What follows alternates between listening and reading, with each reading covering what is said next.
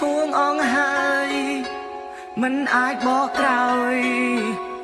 แต่ชมกูเธออย่างนาวิห่วงอ่องหายมันอาจบอกกล่าวแต่ชมกูเธออย่างนาชมชีเนะจันตัวจองเวอร์เวนมันอาจสมรักก็ได้ปราถนาชีวิตពិបាកចុយតាមរាយហើយពេលនេះខ្ញុំពងអត់បាយ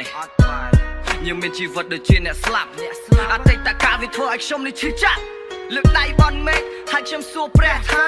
តើពេលនេះខ្ញុំនៅទីណាវង្វេងវង្វាត់ធ្វើឲ្យគេជន់មិនដឹងថាដោះស្រាយយ៉ាងណារូបមានជំនួយជួយចាំសំណងសងលុះថ្ងៃខ្ញុំមរណាវិធីខ្ញុំដើរតែឯង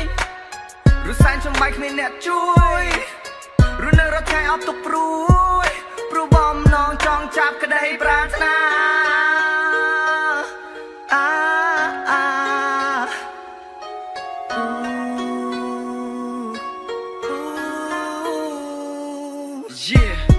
ខ្ញុំចង់អរគុណរាល់ទង្វើដែលយើងទាំងពីរបានធ្វើកន្លងអនុស្សាវរីយ៍គ្រាន់ជាស្រមោលអតីតកាលហើយខ្ញុំនឹងដុតកំទេចចោលឯងកុំគិតច្រើនពេកណាមិត្តសំឡាញ់ឧបសគ្គវាចិត្តតែមានតែឯងកុំចុះចាញ់ឯងនិយាយវាដូចជាស្រួលតែអ្នកដួលវាពិបាកធ្វើនិយាយទៅដូចជាមិនសមព្រោះឯងមិនមែនជាខ្ញុំ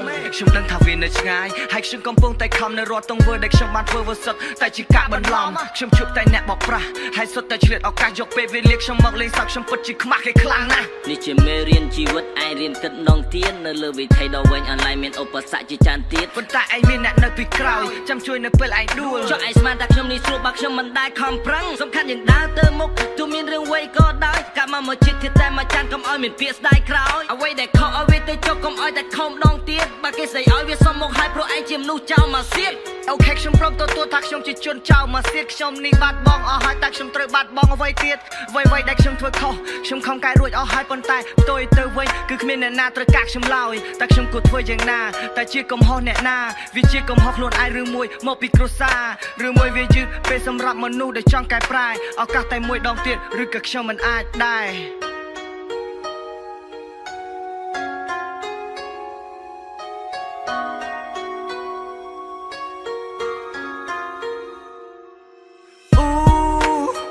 វាហួរអងហើយមិនអាចបកក្រោយតើខ្ញុំគួរធ្វើយ៉ាងណាខ្ញុំជាអ្នកចាញ់ទោះចង់វិលវិញមិនអាចសម្រេចក្តីប្រាថ្នា